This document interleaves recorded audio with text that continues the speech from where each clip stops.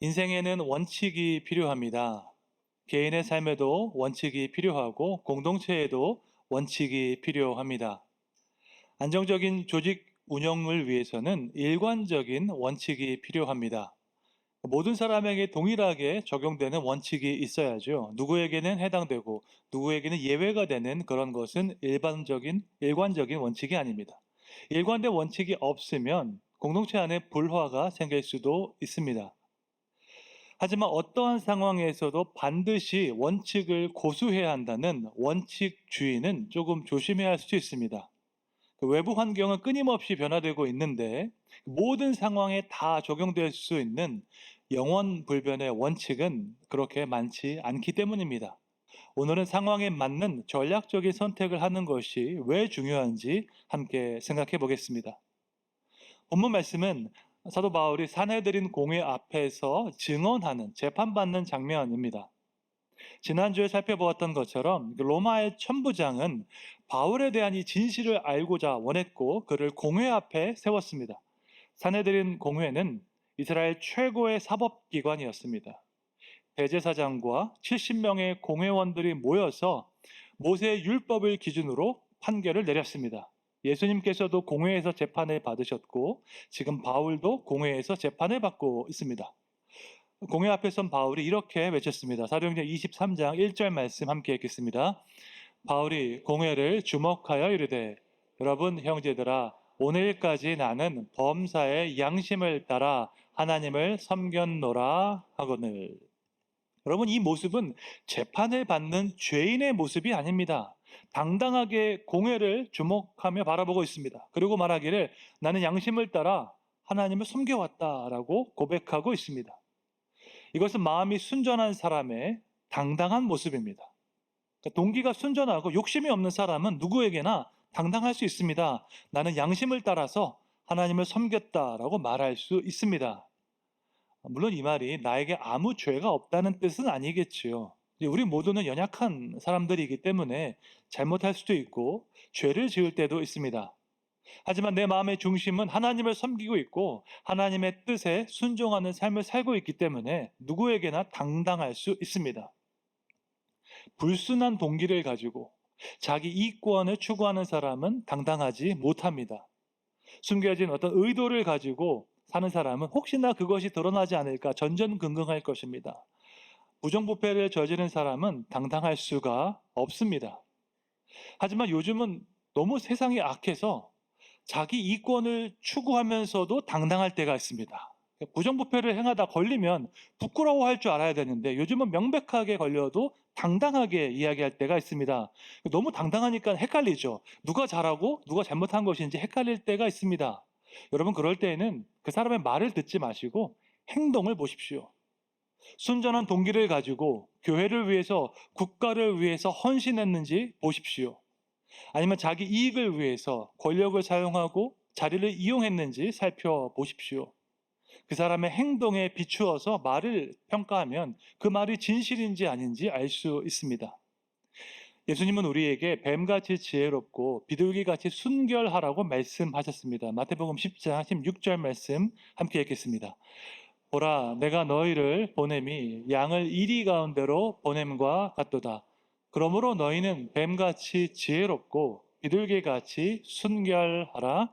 아멘. 주님은 우리가 살아가는 이 세상이 악한 것을 아셨습니다. 복음에 적대적이고 주님께 적대적이고 우리를 이용하려는 사람이 많다는 것을 아셨습니다. 지난주에 말씀드린 대로 우리를 선동해서 자기 이권을 추구하는 사람들이 많이 있습니다. 그러므로 그런 악한 의도를 분별할 수 있는 지혜가 필요합니다. 악한 자들이 우리를 공격할 때 그 공격에 넘어가지 않을 수 있는 분별력이 필요합니다. 주님 앞에서 순전한 마음도 필요하지만 동시에 악한 자들의 계획을 간파할 수 있는 지혜도 필요한 것입니다. 그렇게 할 때에 우리가 이 타락한 세상에서 주님의 뜻을 행하게 될 줄로 믿습니다. 바울은 순전한 마음과 함께 이러한 지혜와 분별력도 가지고 있었습니다. 그래서 대제사장 앞에서도 주눅들지 않고 당당하게 말할 수 있었습니다. 나는 지금까지 양심을 따라 하나님을 섬겼다라고 말을 했습니다. 사실 이 말 안에는 함축된 의미가 있습니다. 나는 양심을 따라 하나님을 섬겼다라는 말 안에는 나를 재판하는 너희는 양심을 따라 하나님을 섬기고 있느냐라는 질문이 포함되어 있습니다. 이것은 상당히 도발적인 질문이지요. 당연히 대제사장이 그 의미를 알아차렸습니다. 매우 불쾌하게 여기고 그에게 이렇게 이야기했습니다. 2절 말씀 함께 읽겠습니다. 대제사장 아나니아가 바울 곁에 서 있는 사람들에게 그 입을 치라 명하니, 다른 데도 아니고 입을 치라고 명령했습니다. 이 말은 이제 바울이 한 말이 신성 모독이라는 뜻입니다. 이 명령을 내린 대제사장 아나니아는 매우 탐욕적이고 폭력적인 인물이었습니다. 1세기 유대 역사가 요세푸스에 따르면 이 사람은 자기 이익을 위해서 폭력과 암살까지 서슴지 않았다고 합니다. 얼마나 욕심이 많은 사람이었는지 성전에서 봉사하는 제사장들을 위한 11조를 자기가 가로챘다고 합니다. 대제사장이 제사장을 잘 돌보고 챙겨주기는커녕 그들의 사례를 가로챈 것입니다. 지금으로 말하면 담임 목사가 전도사님 사례를 가로챈 것과 마찬가지죠. 얼마나 악하고 이기적인 사람인지 알 수 있습니다. 이렇게 불의한 사람에게 재판받는 것을 바울은 동의할 수가 없었습니다.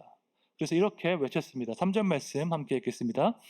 바울이 이르되 회칠한 담이여 하나님이 너를 치시리로다. 내가 나를 율법대로 심판한다고 앉아서 율법을 어기고 나를 치라 하느냐 하니. 회칠한 담, 회칠한 무덤은 예수님께서 사용하셨던 표현이었습니다. 겉모습만 번지르르하고 마음속은 완전히 부패했다는 뜻입니다. 겉과 속이 다른 사람을 가리켜 주님은 위선자라고 부르셨습니다.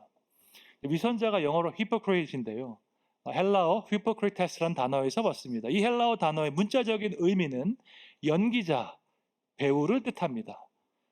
당시의 제사장들과 서기관들은 전문 연기자 같았습니다. 마음속은 완전히 부패했는데 겉으로만 거룩한 척 했습니다.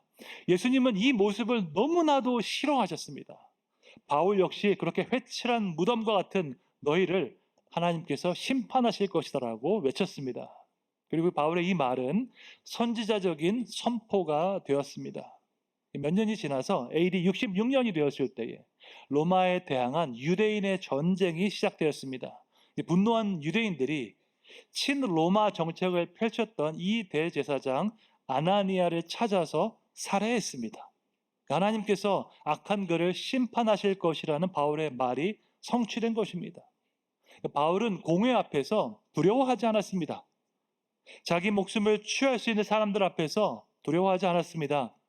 예상하지 못했던 때에, 예상하지 못했던 장소에 서 있었지만 바울은 담대함과 용기를 가졌습니다.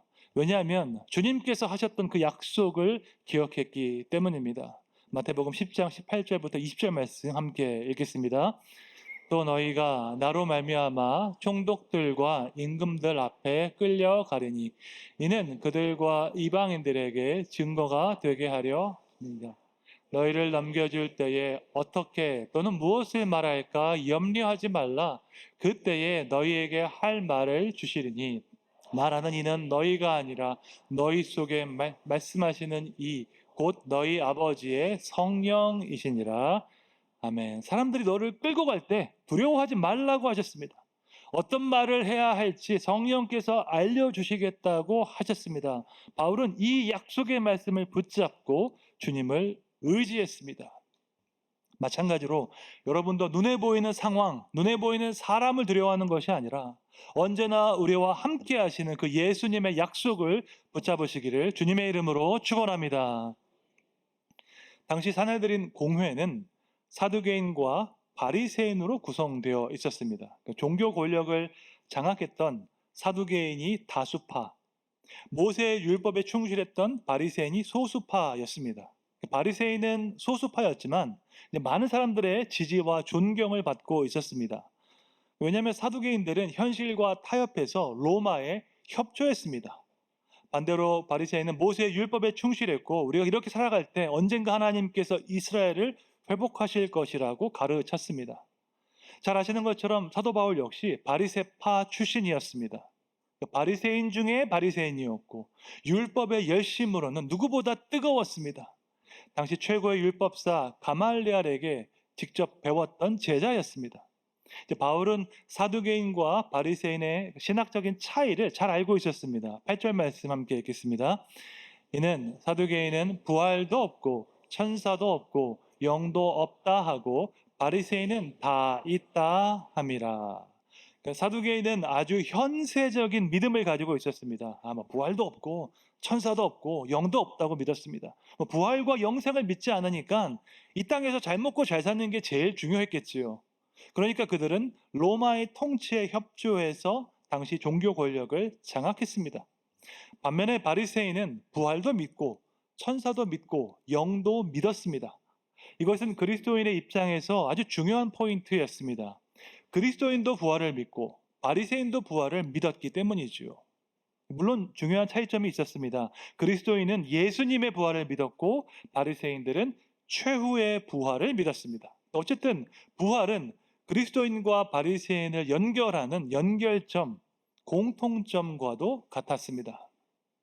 그래서 바울은 공회에 있는 바리새인들을 향해서 이렇게 외쳤습니다. 본문 6절 말씀 함께 읽겠습니다. 바울이 그 중 일부는 사두개인이요 다른 일부는 바리새인인 줄 알고 공회에서 외쳐 이르되 여러분 형제들아 나는 바리새인이요 또 바리새인의 아들이라 죽은 자의 소망 곧 부활로 말미암아 내가 신문을 받노라. 아멘. 바울이 이제 바리새인을 향해서 외쳤습니다. 내가 지금 재판을 받는 이유는 죽은 자의 소망 곧 부활을 믿기 때문입니다 라고 말했습니다. 이것은 매우 전략적인 발언이었습니다. 이 한마디로 인해서 사내들인 공회 전체가 발칵 뒤집어졌습니다. 부활을 믿지 않는 사두개인들은 바울이 말도 안 되는 이야기를 하고 있다고 주장했습니다. 반면에 부활을 믿는 바리새인은 그의 말에 일리가 있다고 인정했습니다. 9절 말씀 함께 읽겠습니다. 크게 떠들세 바리새인 편에서 몇 서기관이 일어나 다투어 이르되 우리가 이 사람을 보니 악한 것이 없도다. 혹 영이나 혹 천사가 그에게 말하였으면 어찌하겠느냐 하여. 바리새인이 말하기를 이 사람 보니까 악한 것이 없다고 말했습니다. 바울이 부활을 믿는다는 그 말 한마디로 엄청난 지원군을 얻게 된 것입니다. 그렇다면 바울은 이 말을 왜 했을까요? 이 재판에서 자기 편, 아군을 얻기 위해서 전략적으로 이 말을 했을까요? 적은 아군이 될 수 있으니까 이 공회를 둘로 갈라치기 위해서 이 발언을 했을까요? 그렇지 않습니다. 바울은 자기 편을 얻기 위해서 이 말을 한 것이 아닙니다. 바울의 목적은 이 재판에서 최소한의 형량을 받는 것이 아니었습니다. 바울의 목적은 오직 예수님을 증거하는 것이었습니다. 모든 상황에서 모든 사람들에게 예수님을 증거하는 것이 바울의 유일한 목적이었습니다. 공회의 재판이 진행되는 과정에서 바울은 바리새인들에게 예수님을 증거할 수 있는 기회를 포착한 것입니다. 자신과 바리새인들 사이에 공통점, 그 common ground를 포착했습니다. 그 공통점을 매개로 해서 예수님을 증거하고자 한 것입니다. 그 공통점은 바로 부활이었습니다. 바울에게 있어서 가장 중요한 메시지는 부활이었습니다. 이후에 벨릭스 총독 앞에서 재판받을 때에도 바울이 자신이 믿고 있는 그 부활을 선포했습니다. 바울에게 있어서 가장 중요한 메시지, 그의 일생을 다 바칠 수 있었던 그 진리는 바로 부활이었습니다. 사도행전 24장 15절에 나와 있습니다. 함께 읽겠습니다.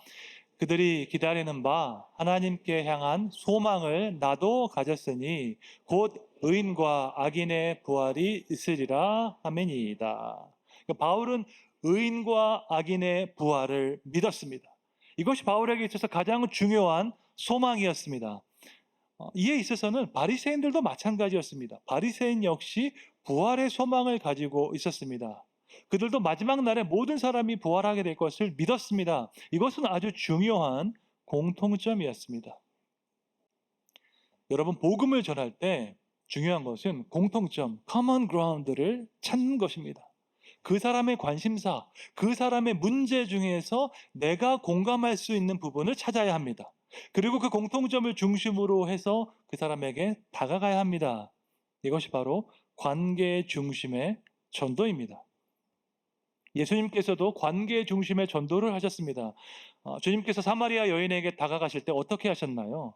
야, 내가 보니까 너는 남편도 많고 죄도 참 많다라고 하셨습니까? 그렇지 않습니다. 물이 있으면 물을 좀 달라고 말씀하셨습니다. 그러니까 우물가에서 만난 여인에게 물을 연결점으로 사용해서 말씀을 시작하셨습니다. 전혀 어색하지 않게, 전혀 부담스럽지 않게 그녀의 입장에서 다가가셨습니다. 예수님께서 얼마나 인격적인 분이신지 우리가 알 수 있습니다. 부활하신 주님께서 베드로에게 다가가실 때도 그랬습니다. 베드로에게 다가가시면서 율법에 대해서 질문하지 않으셨습니다. 제대로 교육을 받지 못한 베드로를 당황시키지 않으셨습니다. 주님은 베드로에게 물고기를 잡았느냐라고 질문하셨습니다. 여러분, 어부에게 물고기 이야기하는 것은 너무너무 자연스러운 일이지요. 예수님은 자기 입장에서 말씀하지 않으셨고 상대방의 입장에서 다가가셨습니다. 이것은 주님께서 얼마나 인격적인 분이신지 보여주고 있습니다. 우리도 마찬가지입니다. 누군가에게 복음을 전할 때, 예수님을 증거할 때 내 입장에서만 다가가면 안 됩니다. 내가 하고 싶은 말, 내가 은혜 받았던 말을 막 따발총처럼 부어서는 안 됩니다. 먼저 상대방의 이야기를 들어야 합니다. 상대방에게는 어떤 관심이 있는지, 어떤 문제가 있는지, 어떤 고민이 있는지 들어야 합니다. 충분히 들은 다음에 내가 공감할 수 있는 공통점, common ground를 찾아야 합니다. 그리고 그 공통점을 연결로 해서 상대방의 입장에서 이야기를 시작하면 됩니다. 이것이 바로 관계 중심의 전도입니다. 관계 중심의 전도는 일방적이지 않습니다. 내가 하고 싶은 말만 쏟아내지 않습니다. 관계 중심의 전도는 쌍방향적입니다. 상대방의 이야기를 충분히 듣고 그 상황에 맞는 말씀을 선포하는 거죠. 그렇게 하면 정말 딱 한마디, 딱 성경 한 구절만 전해도 능력이 나타납니다. 전쟁에서 중요한 역할을 하는 군인 중에 스나이퍼가 있습니다. 여러분, 막 아무렇게나 총 쏘는 군인은 별로 무섭지 않죠. 딱 한 발을 쏘더라도 정조준해서 맞추는 스나이퍼가 무섭습니다. 우리가 복음을 전할 때 그냥 마구잡이로 전하는 것보다 스나이퍼와 같이 명중시켜야 합니다.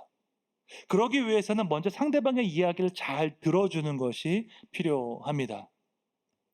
요즘 현대인들은 참 외롭게 살아갑니다.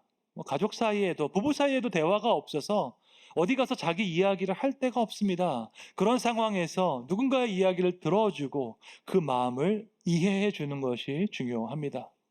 그렇게 상대방과의 공통점, common ground를 찾아서 복음을 전해야 할 줄로 믿습니다. 모든 사람은 이상과 현실 사이에서 살아가고 있습니다. 개인의 삶도 마찬가지이고 공동체의 삶의 사역에서도 우리는 긍정적인 변화를 원하지만 그 변화가 쉽게 일어나지는 않습니다. 여러분은 변화를 원하십니까? 아니면 원하지 않으십니까? 솔직하게 생각해 보면 변화를 원하는 것 같기도 하고 원하지 않는 것 같기도 합니다. 나에게 어떤 좋은 변화가 있으면 좋겠는데 또 그것을 위해서 무언가 어려운 일을 하는 것은 힘든 일이죠. 노력하는 것은 어려운 일입니다. 예를 들어서 운동하지 않았던 사람이 운동을 시작하는 것이 어려운 일입니다. 건강을 위해서 긍정적인 변화를 꿈꾸지만 이전에 하지 않았던 운동을 시작하는 것은 현실적으로 어렵습니다. 또 다른 예로 전도를 하지 않았던 사람이 이번에 전도를 하기로 결심했습니다. 이번 행복 나눔 잔치에 반드시 태신자를 데려오기로 결심했습니다. 그런데 복음을 위해서 긍정적인 변화를 꿈꾸지만 실제로 전도하는 것은 결코 쉬운 일이 아닙니다. 우리가 꿈꾸는 이상과 지금의 현실 사이에는 괴리감이 있습니다. 우리가 느끼는 대부분의 실망감, 좌절감은 이상과 현실 사이의 괴리에서 나옵니다. 그럼 그러한 괴리감, 그러한 실망감을 느낄 때에는 우리가 어떻게 해야 할까요? 세계적인 리더십의 대가 존 맥스웰은 이상과 현실 사이에서 전략적 선택이 얼마나 중요한지 강조하고 있습니다. 전략적 사고는 지금의 나와 앞으로 되고자 하는 나를 이어주는 다리이다. 그것은 오늘에게는 방향과 믿음을 주고 내일에게는 성공의 가능성을 높여준다라고 이야기를 했습니다. 이상과 현실 사이에서 우리는 전략적 사고를 해야 하는 것이지요. 현실적으로 내가 변화시킬 수 있는 것이 무엇인지 판단해야 합니다. 그를 위해서는 지금의 내 위치를 정확하게 이해하는 것이 필요합니다. 내가 무엇을 할 수 있고 내가 무엇을 할 수 없는지를 먼저 알아야 하는 것입니다.